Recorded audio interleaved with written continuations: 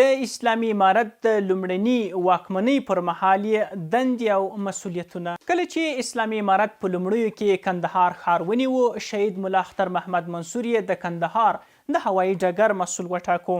بیا په همدې ولایت کې د هوایي ځواکونو او هوایي مدافع مسؤلیت ور په غاړه شو. منصور په 1996 میلادي کې د پلازمینې کابل تر نیولو وروسته د هوایي چلند او سیاحت وزیر له وزارت سره هم مهاله د مرحوم امیر المؤمنین ملا محمد عمر مجاهد له لوري د دفاع وزارت اړوند هوایي مدافع د عمومي قومندانۍ مسؤلیت هم ورته وسپارل شو.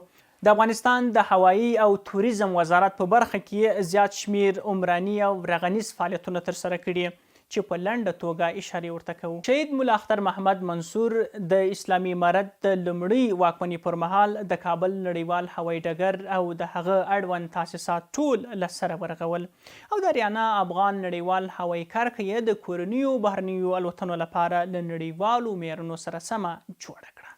د نوموړي په زیار او هڅو د کندهار، هرات، ننګرهار، مزار شریف او کندوز ولایت هوایي ډګرونه د هر ډول ملکي او پوځي الوتنو لپاره چمتو او په پرمختللو وسایلو سمبال شول.